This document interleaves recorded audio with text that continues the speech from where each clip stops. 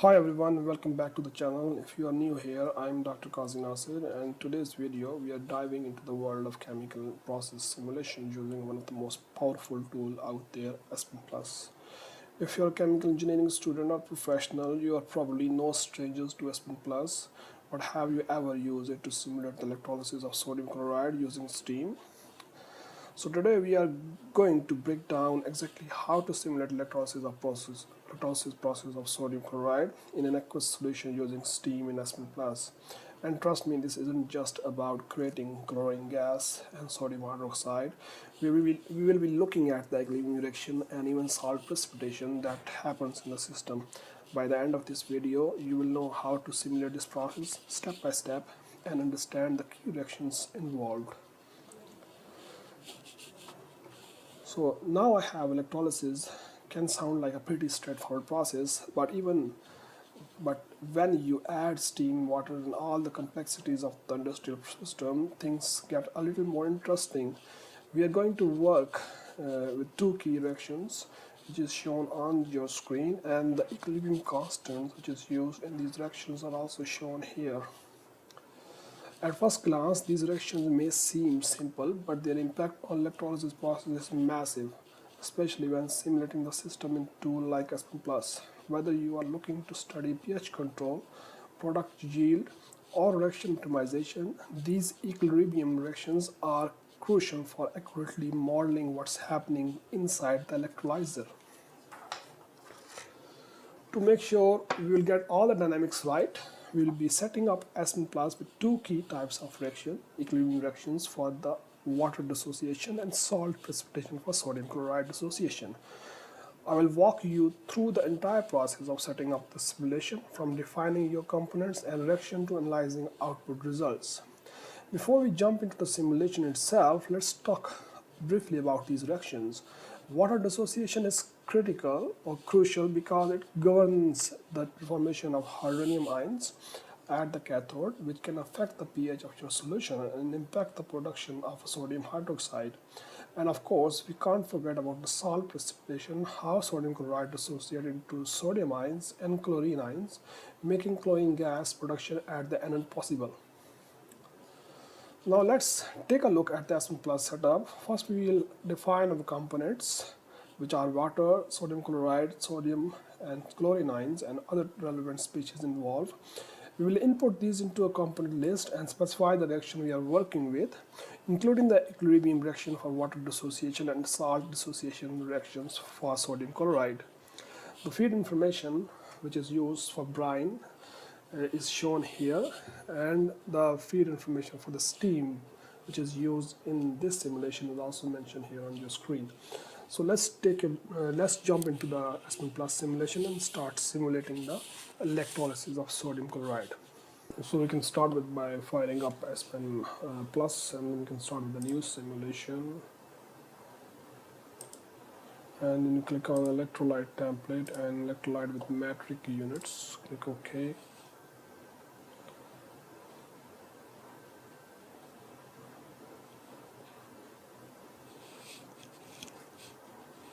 Right, so before I start, I just want to save the simulation.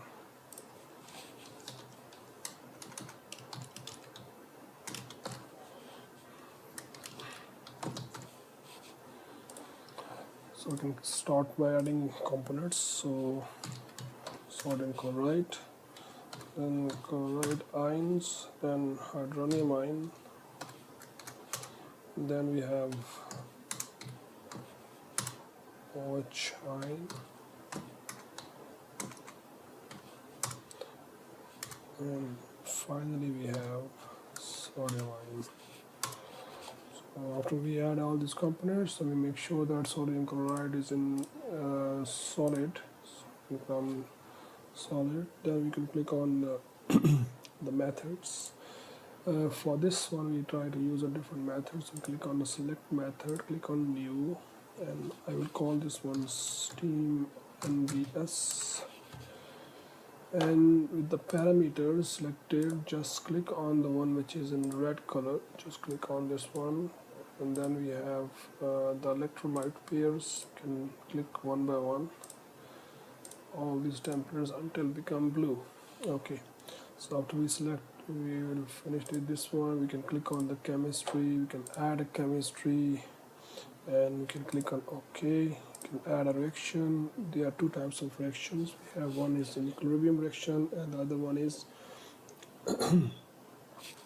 salt reaction. So first is equilibrium reaction. Click on OK, and then we can add water, which is forming hydronium ion and OH. So this will be -2 1, and then you can click on next. You can click on a new reaction, and this will be a salt reaction, which is a precipitating salt is sodium chloride. Press OK. Then this will give us chloride ions and sodium ions, and we can have the coefficient 1 1 and press next.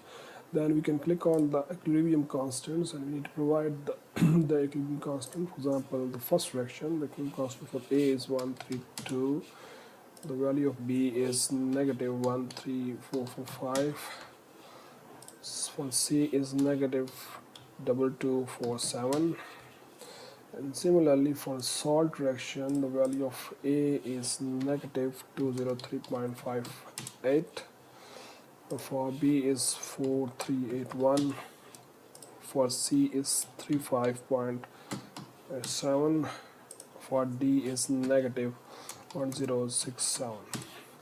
These values are basically taken from literature. Right, after this we can click on the property set. We need to add a new property set and call this one WS, and this one will be, if you just scroll down, will be a mass fraction of specified components. That one we need to add it here. So after we add this information, now we can just click on, before we can start to run, just click on the save button and then click on run. So it will take some time to get the properties.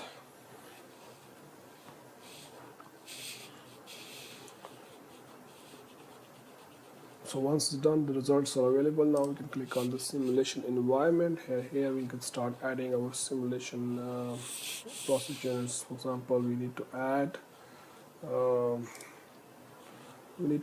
separator, the three flash columns. Similarly, we need to add 3 heaters, and then we can start connecting them. This has a feed, a brine solution. This also has a steam outlet. Outlet of this one will enter to the heater, second heater. The outlet of the flash column will go to the feed of the second column. Top of the column will go as an inlet to the second heater. Bottom of the flash 2 will enter to the feed of the third flash column, and then we can provide the outlet streams for the heater. Right, now let's rename them. So before we can rename them, I need to provide the energy stream for the heater to the flash column. This one I think I need to reconnect, and this one also need to be reconnected. Right, similarly we have the material stream for the final separator unit. So let's rename this. This is a brine solution. That one will be steam. Then we have the stage. This will be called stage 1 flash separator. This is called stage 2, and this is called stage 3. And you can make sure we save it. Right, for the heater, this one will be called H1, this is called H2, and this one is called H3. The outlet of the heater 1 is called condensate 1. This is a condensate that we are getting. We have a steam, and after that we can get a condensate of the steam. This is condensate 2, and this is condensate 3. Right, and this is called Q1, the heat, the energy stream. This is Q2, and this is Q3. Let's align them by clicking on Control B on your keyboard. Control B. Similarly, this one. Right, so the top one, this one will be called V1. Top of this stream is called V2, and this is V3. Bottom of flash 1 is called BR1, second will be BR2, and the third flash will be called BR3. Again, this will be just, you need to make sure that everything is connected properly.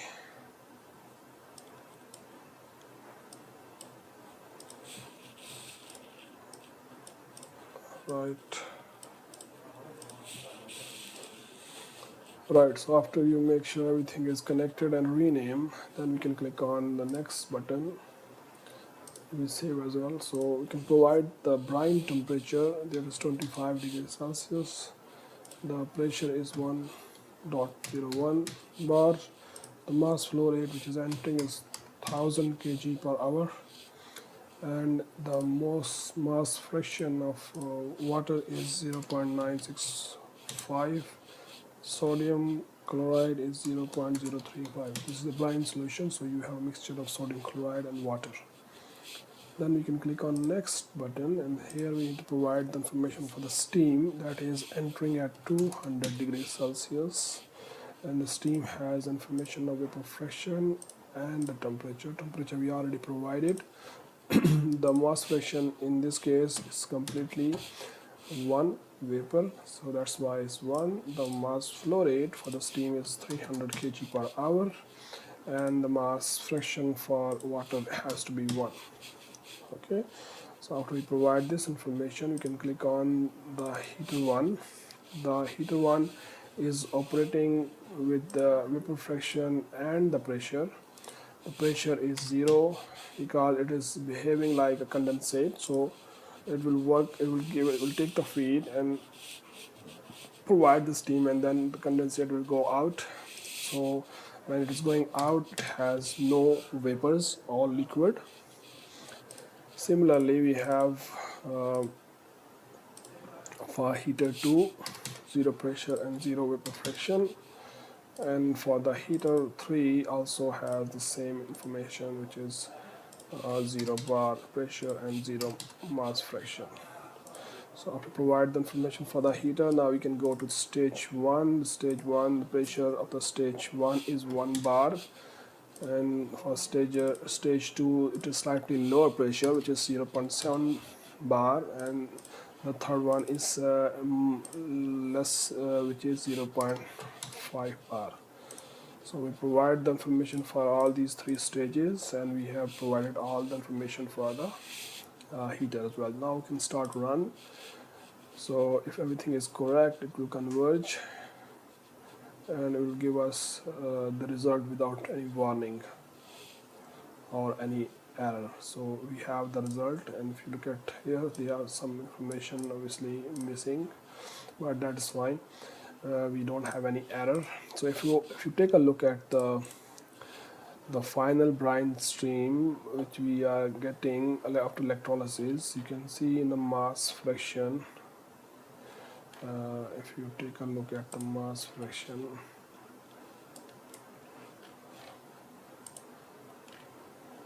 Okay, let me move this one down. So if you take a look at the mass fraction, we have there is no electrolysis happen, so that's why we don't see any chlorine ions and sodium chlorine, and that is perfectly okay because we still did not use the reaction that we have uh, assigned to this simulation. So we go back to the properties window, we go to the methods, and in the method you can see in the electrolyte section the chemistry ID is empty, so we can select the one which we have created before, C-1, press the run button again, and after it gets all the properties, then we can go back to the simulation environment and we run it again. So once we have the results,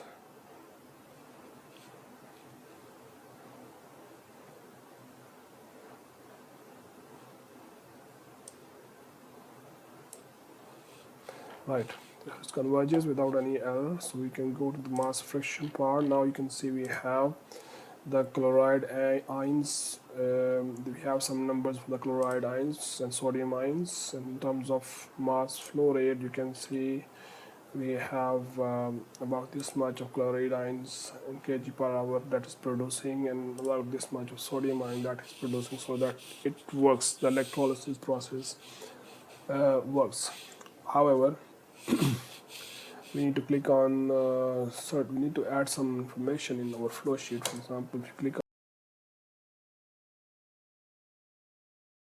on the, I think we need to click on display option. Here we can click on here. We need to add some custom information that we need to show on our flow sheeting results. So that will be WS and this property information that we already assigned before, which is WS, and let's call this one salt mass fraction, and we can give them a format of 4F, apply. Then after this we can go, we already selected the chemistry anyway. Now we can go to the design part, design specs, and we need to do some design specification. We can vary something and we can see how we can improve this simulation further. So we can click on new, and then here we can have, let's call this one WW, and it is a mass fraction which we are trying to vary, not vary, we can need to define this one. This is for BR3, and the component that we want to focus is water, and the specs that we have is one negative one negative joule. The target values that we have is 0.2, the tolerance is 0.0001, and what we are trying to vary is we are trying to vary the manipulated variable. We're trying to vary the stream variable, which is this one, and the one which we are trying to vary is steam and the mass flow rate of water, that we can change from 200 and to 1000 and try to see how much water we get at the final stage. After this we can click on run, and we can click on the result, and you can see clearly from here about the initial value of manipulated variable. We will get the final result, the initial value, which is this much. Now we can able to reduce it in the final product, which is 0.8. So with this much flow rate which is the final flow rate of the steam, we can able to produce about this much of water in terms of more mass fraction in the outlet. So now if you go back to the results of the BR3, now you can see we are successfully decreased the amount of water in the final product, and this means like we can improve further the electrolysis process. You can clearly see from here we are producing chlorine ions and we are also producing sodium ions.